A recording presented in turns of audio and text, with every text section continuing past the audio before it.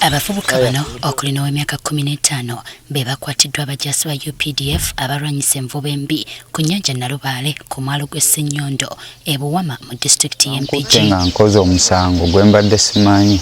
Bano bagamba baliko omugagga eyabaleese okuvuba. Mukulu bamuyita kansala. Kawuki.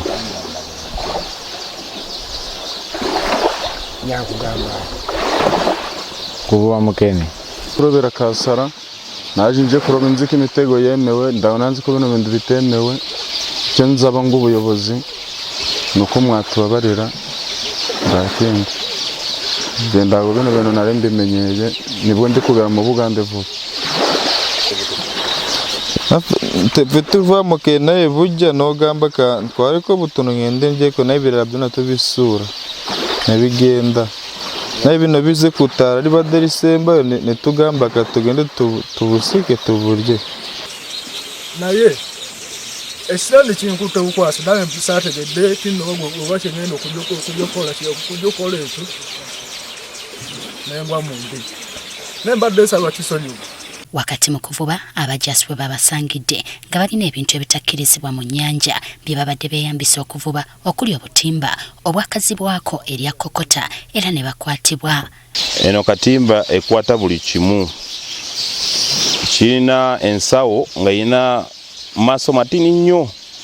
Tesobola kuleeka yadde neegi eryennyanja. Akulira okulwanyisa envuba embi ku nnyanja Nalubaale mu Mpigi, Captain Jacob Obo agamba nti emize gino gibadde gikendedde ku nnyanja kuno wabula ng'abantu abatonotono nga bano bakyaliko. Tubadde nga tukola sensitization mu bavubi. Almost buli mwezi nga tutambula nga tubajukiza kyokkola. N'okulaba nti tukwatagana n'abakulembeze w'ekitundu. Kubanga basinga kumanya bakola bukyamu mu bitundu. Tulaba nti tubijjawo.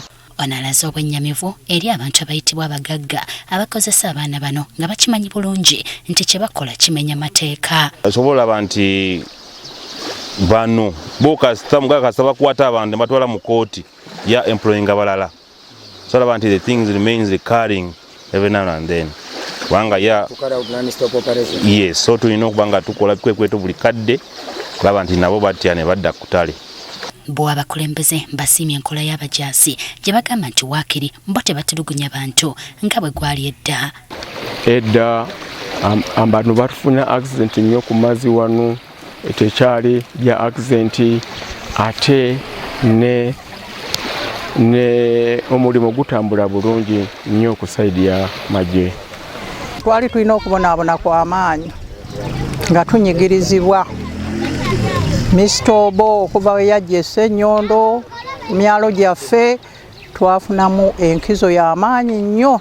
Tebateekawo kulwanyisa magye bawuze kye bagamba bakwatagane nago bulungi gabajjemu eyo ensobi gye bakola batambule nago bulungi era nabo bajja kuba bulungi nga baterezza emirimu gyabwe.